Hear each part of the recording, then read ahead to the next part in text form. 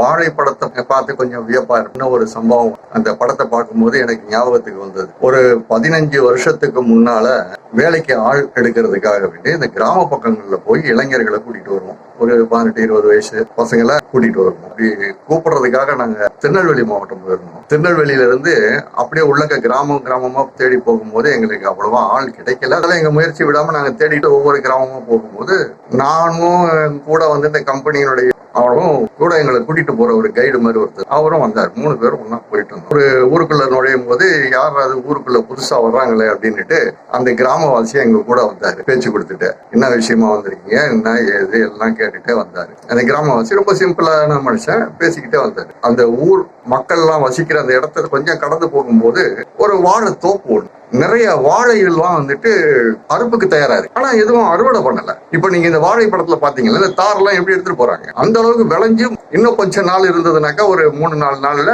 கொஞ்சம் கொஞ்சமா பழுக்க ஆரம்பிச்சிடும். பழுத்ததுனாக்கா அதுக்கப்புறமா அதை சந்தைக்கு போக முடியும். எனக்கு அதுக்கு இப்ப நினைச்ச காமெடியா இருக்கு. நான் பதட்டமாயிட்டு அந்த விவசாய அந்த கிராமவாசிட்ட கேட்டேன், யாரா இவரு தோட்டக்காரர் இப்படி இருக்கிறாரு, தார்லாம் எல்லாம் அறுப்புக்கு தயாரா இருக்குது, அதை அறுவடை பண்ணாம அப்படியே வச்சிருக்கிறாரு அப்படின்னு கேட்டேன். அவரு சிரிச்சுக்கிட்டே என்ன கேட்டாரு, அதை அறுத்து என்ன செய்யணும் அப்படின்னு கேட்டாரு. எனக்கு ஒன்னும் புரியல. சரி, திருநெல்வேலிக்காரங்க கொஞ்சம் தமாஷா பேசுவாங்க அப்படின்னு நினைச்சிட்டு என்ன இதை அறுத்தாக்கா சந்தையில எடுத்துட்டு போய் விற்பாங்க, சந்தையில எடுத்துட்டு போய் வித்தா அப்படின்னாரு. என்னடா திருப்பியும் ஒரு மாதிரி பேசுறாரு.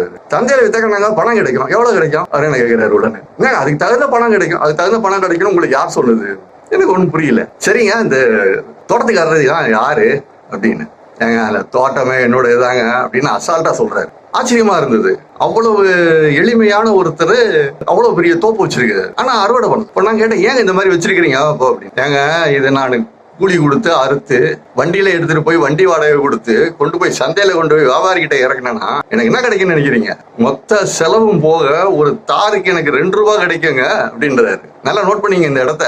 2 ரூபாய் சொல்றாரு ஒரு தாருக்கு. ஒரு தார்ல குறைஞ்சது ஒரு 250-300 படம் இருக்குமா, அதிகம் கூட இருக்குமா. 2 ரூபாய் கிடைக்கும் ஒரு தாருக்குன்னா எனக்கு ஆச்சரியமா, என்னங்க சொல்றீங்க அப்படின்னு.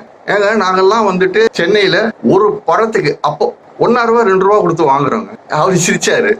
இதுல யார புத்திசாலின்னு சொல்றது தெரியல அப்படின்னாரு. இதுதான் உண்மைனா அப்ப இதை என்னங்க செய்வீங்க அப்படின்னா, அந்த விவசாயி அசால்ட்டா சொல்றாரு, இவ்வளவு நஷ்டப்படுறதுக்கு எனக்கு ரொம்ப சிம்பிள், இதை வெட்டி நிலத்திலேயே போட்டுருவேன், எனக்கு உரமாயிரும். பொய் சொல்றீங்களா இல்ல நிஜமா சொல்றீங்களா, தமாசி சொல்றீங்க, அதை தாங்க பண்ண முடியும், இனிமேல் இதை வச்சு நாங்க பண்ண முடியும். அவர் அதுக்கு மேல டென்ஷன் ஆக பார்த்தாரு. இது இப்படியே இருக்கட்டும், இந்த 2 ரூபா தான் கிடைக்குன்னு அவரு சொன்னாரு. நம்ம ஒரு பழத்தை 1 ரூபாய்க்கு வாங்குறோம்னு இங்க சொல்றோம், ஒரு பழத்தை.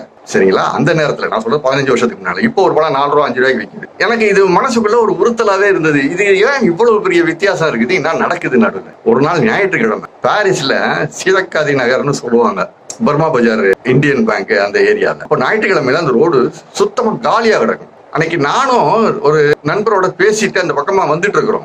ஏறக்குறைய அந்த ரோட்ல வேற யாரும் இல்லை, நாங்க 2 பேரும் நடந்து வந்துட்டு இருக்கோம். முன்னால ஒரு சின்ன பையன் வண்டி தள்ளிட்டு போயிட்டு இருக்கான். ஏதோ வேலையா போறதுனால கொஞ்சம் வேகமா நடந்து வரும்போது அந்த வண்டியை பாக்குறோம். வண்டி ஃபுல்லா வந்துட்டு வாழைப்பழம். நல்லா கவனிக்கணும், இதுக்கு முன்னால எனக்கு ஒரு சின்ன சந்தேகம் ஒண்ணு இருந்தது.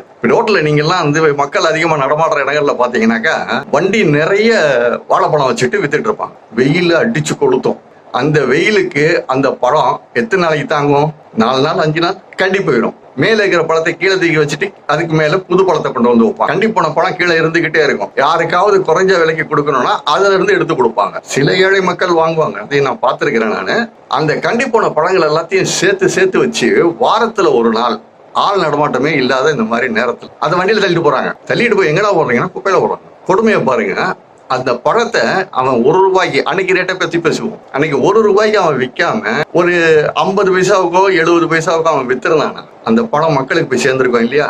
மக்களுக்கும் சேர விட மாட்டேன்றாங்க. அதை கொண்டு போய் குப்பையில ஓட்டிடுறாங்க. மக்கள்கிட்ட இருந்து அவங்களுக்கு லாபம் வரலனாக்கா ஒரே வாரத்துல இவ்வளவு கொண்டு போய் குப்பையில கொட்டி திருப்பி அடுத்த திங்கக்கிழமையில இருந்து மறுபடியும் இந்த வியாபாரத்தை எப்படி அவங்களால தொடங்க முடியும்? சோ அவங்களுக்கு நல்ல லாபம் இருக்குது. அவங்களுக்கு எவ்வளவு முதலீடு போட்டாங்களோ அதுக்கு உண்டான லாபம் முழுசா கிடைச்சிடுது. அவங்களுக்கு மிச்சத்தை எடுத்துட்டு போய் குப்பையில போட்டிடுறாங்க. குப்பையில போக வேண்டியது நியாயமா மக்களுக்கு சேர வேண்டியது. அந்த உழைப்பாளியோட அந்த விவசாயியோட உழைப்பு எங்கெங்கெல்லாம் பறி போகுது பாருங்க. 2வது பயனடைகிற இந்த மக்களும் பெரும்பாலும் வாழைப்பழம் அப்படிங்கிறது இந்த மாதிரி சின்ன பூவம்பழம், மஞ்சப்பழம் இதெல்லாம் வாங்குறவங்க எல்லாம் சாதாரண ஏழப்பட்ட மக்கள் தான். அவங்களுக்கு இதைத்தான் வாங்கணும். அதுவும் அவங்களுக்கு கிடைக்காம செய்கிறது நடுவுல யார்? இதுக்குள்ள என்ன நடக்குது?